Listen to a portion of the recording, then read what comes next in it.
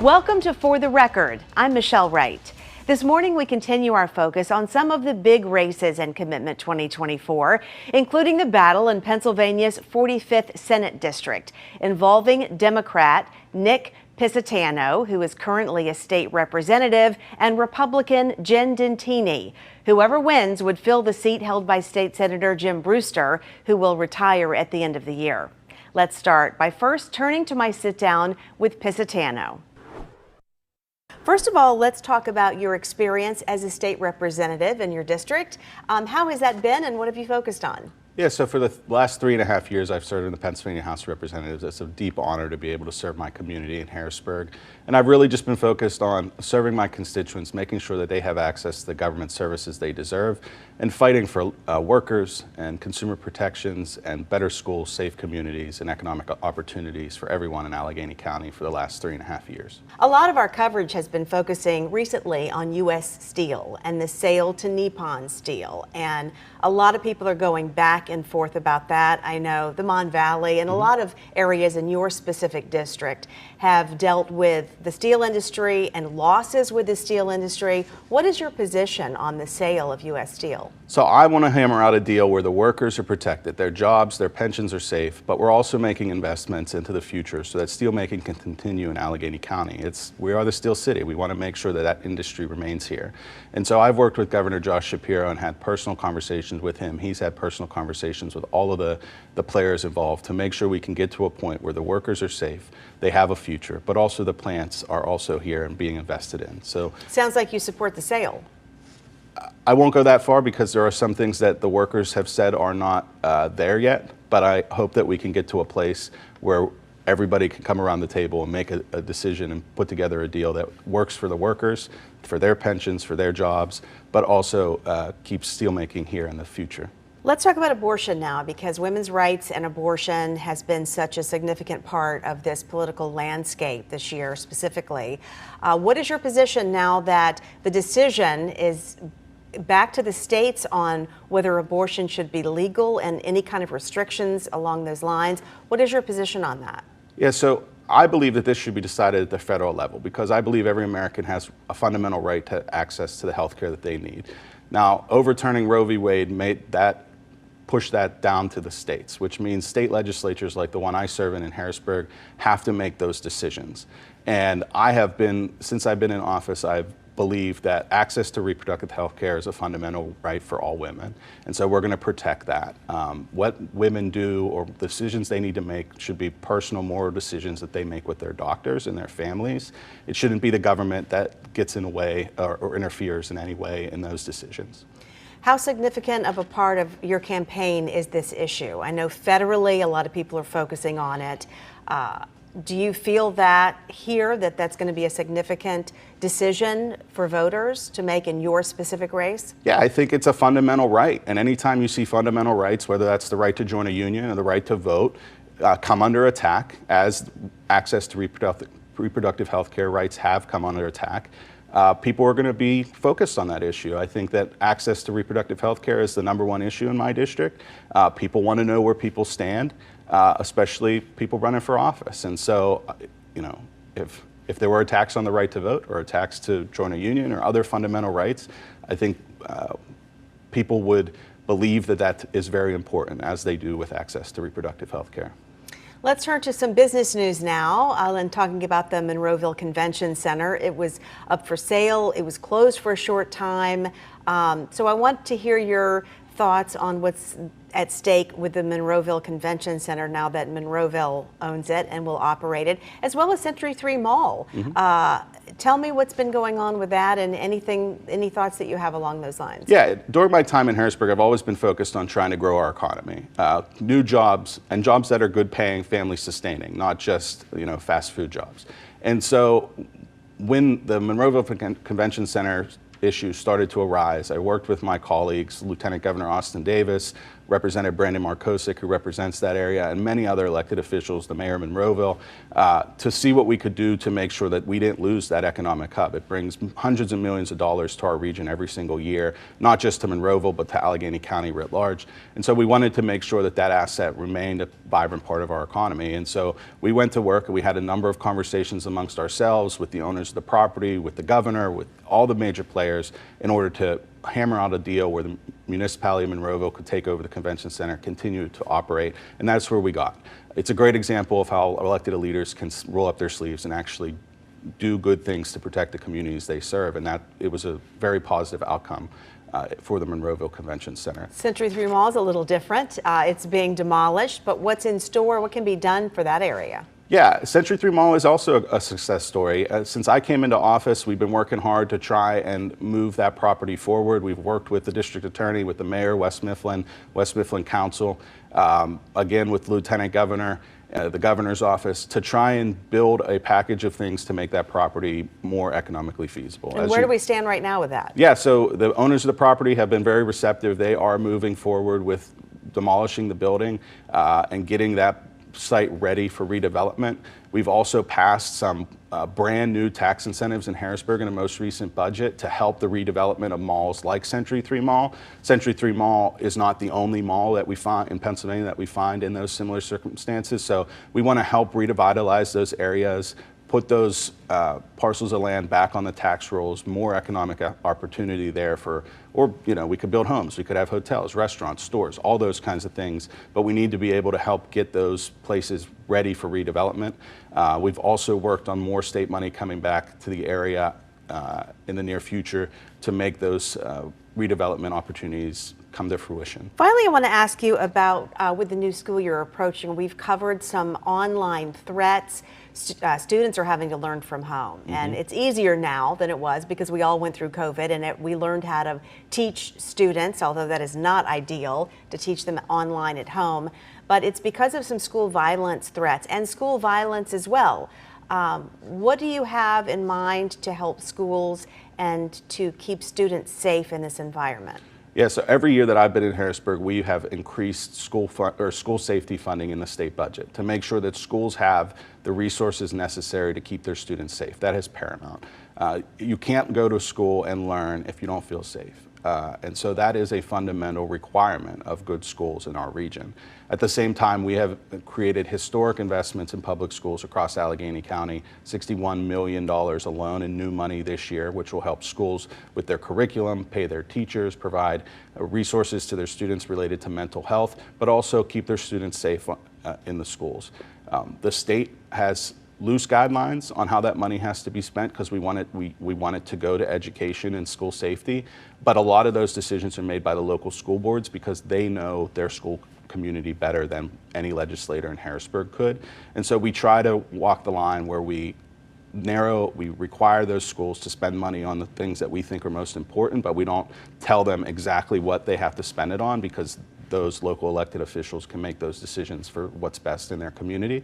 And not every school district has the same needs. And so we want to give the school districts and the local districts the ability to make decisions that are best for their students. And what about responses to school threats? I know you're talking about financially making the schools safer, but then there's the literal every second counts response times. How should these threats be responded to? Well, they should be taken seriously. I mean, over an abundance of caution is my motto here on school safety. There should always be a response that is proportionate to the threat to make sure that even if it's a fake call or whatever, that they are still responding as it is real, because we don't want to take the chance that 1 in 100 that it is real, right? And so a lot of that is making sure the schools have the financial resources they have to have security systems and security guards, but also making sure that local law enforcement has the ability to staff and respond to those disasters or those emergencies as soon as possible. And it's not a one-size-fits-all approach. Again, every community is different, but we want to make sure that law enforcement has the resources it needs, schools have the resources they need so they can protect their students and that our kids can grow up in safe environments and learn. If elected, is there one issue that you would take on to maybe see a change as soon as you get into office? Is there an issue or something that you would tackle right away that would be a change from what we are currently seeing? No, I think I would continue a lot of the work I've already done in Harrisburg. I've only been elected for 3.5 years, so I still have a fresh, different perspective. I'm only 34 years old, so I'm of a different generation than most legislators in Harrisburg. And so I would continue to use my experience and my perspective, which is very different than a lot of folks in Harrisburg, to push for the changes that we think we need. I have a 3-year-old son. I want him to grow up here in Allegheny County and have the same opportunities I had to grow up. Go to a good school, get a good job, start a family, buy a home. And so that's my focus, is making sure that those things are able to happen here in Allegheny County, and making sure that resources come back from Harrisburg to ensure that those pathways to opportunity are available. Stay tuned. There's more For the Record coming up right after this.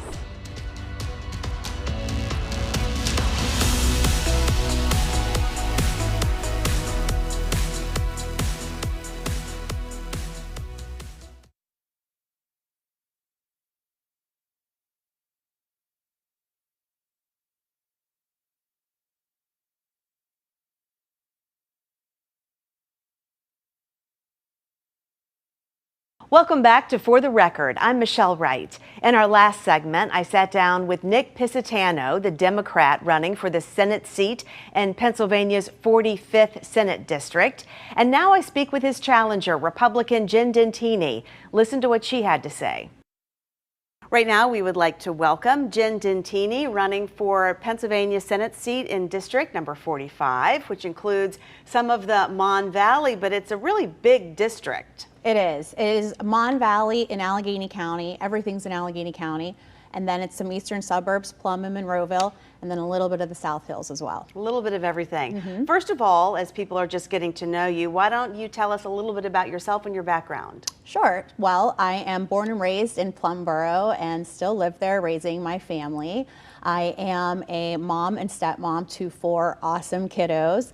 And I own 2 businesses. We provide security guard service. The one business is AmGuard. It is a family-owned business that my grandparents actually founded, and I am the 3rd generation owner. And then I started my other company, 3G Security Solutions. We do the exact same thing. We provide security guard service, but it's 100% women-owned certified. All right. Let's talk about some of the issues now. Since I did mention that part of your district is the Mon Valley, I wanted to talk about the sale for U.S. Steel. That has been such a big issue. So my question to you is, should the sale go through to the Japanese-owned Nippon company, or should that sale fall through to keep it American-owned? What are your thoughts on that? So day one, I wanted to take a leadership role regarding the sale of U.S. Steel. Whatever it takes to keep these jobs here, to keep the investment in these 3 plants that are in the 45th district is what we need to do. Whoever is going to invest in modernization and keeping the thousands of jobs here, as well as the headquarters in Pittsburgh, that's what we need to do. We need to be supportive as government and making sure that these jobs are here. And even if that includes the sale to a Japanese company? Well, I'm not sure what other alternatives there are at this point. I'm sure that everyone is open to hearing if there's other alternatives, but whatever keeps these jobs here is the most important. We cannot afford to lose these jobs. That would be an economic disaster locally. Let's talk about abortion now. That's taken such a center stage nationally, but specifically I'm asking you this because it's up to Pennsylvania now as to what happens with abortion. What are your thoughts on that?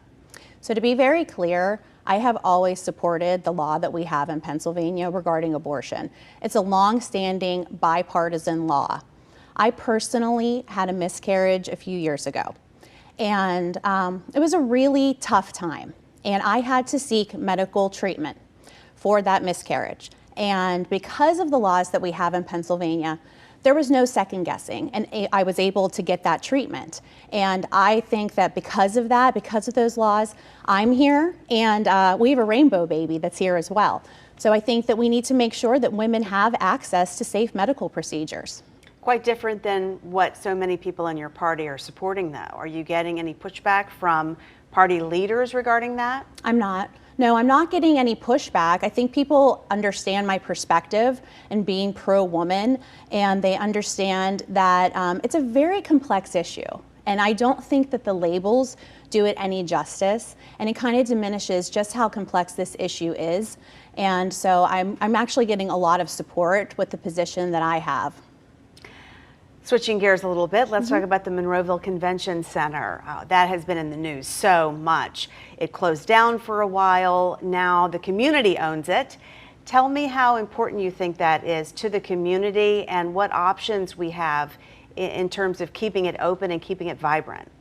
So that is a great asset to Monroeville, and the Monroeville elected officials they did a great job in making sure that that asset stayed open and a part of our community. It brings in a lot of tourism to the Monroeville area, which sustains a lot of different businesses, from entertainment businesses like bowling alleys to hotels and restaurants, and it really is a vital part of our communities.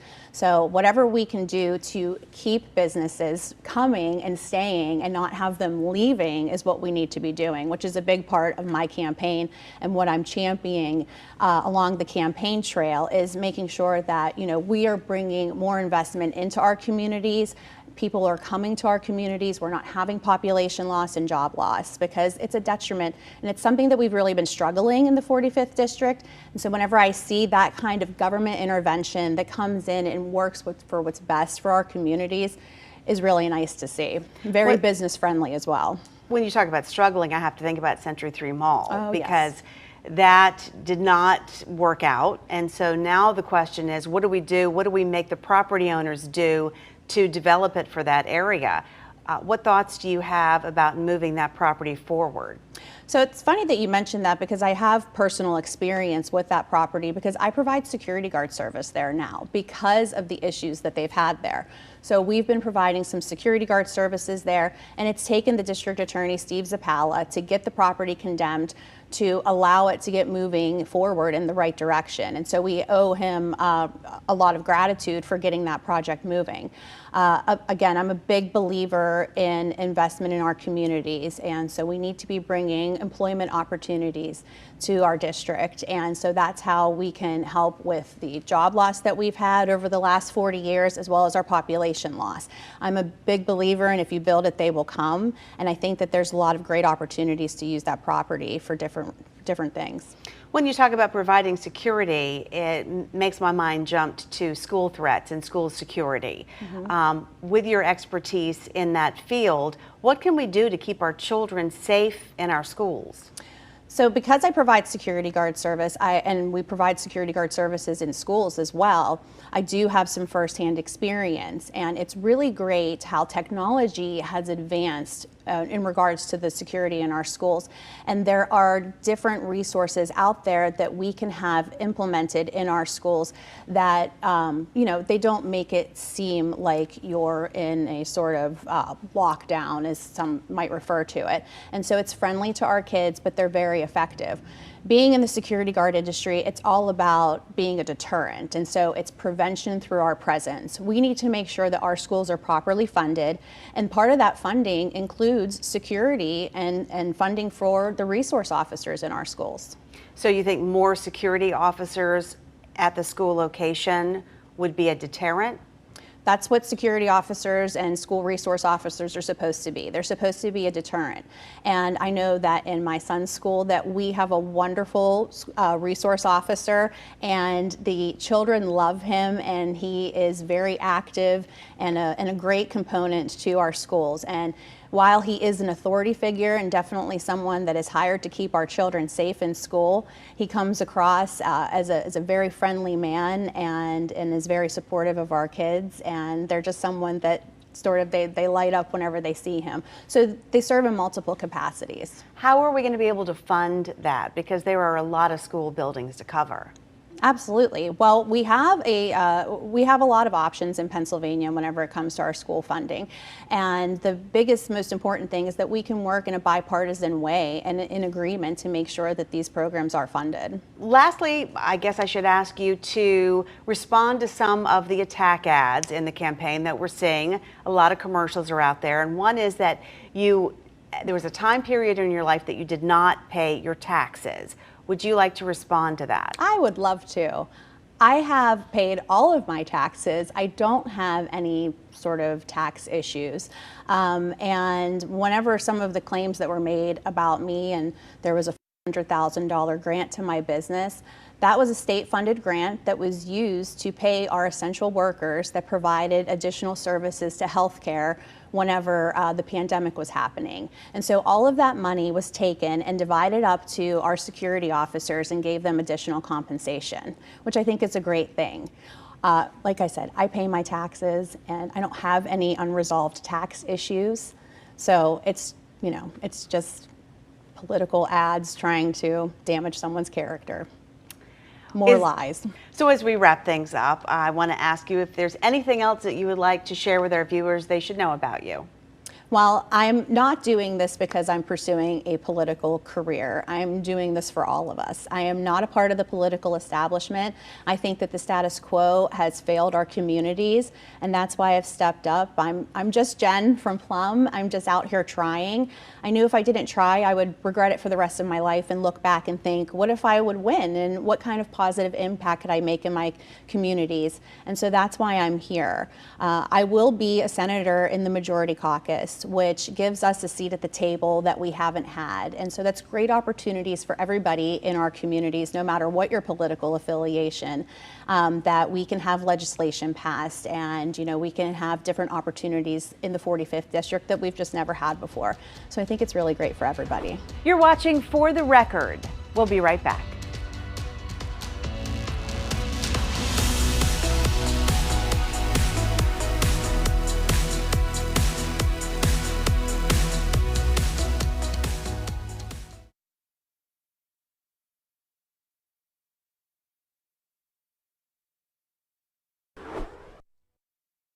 Welcome back to For the Record. As we wrap up this episode, we want to remind you that you can catch up on all the latest headlines leading up to the election on WTAE.com or the WTAE app. Just click the Commitment 2024 tab. And you can also watch past episodes of this show by clicking the For the Record tab. That's all for today. Thank you for joining us. Have a good week.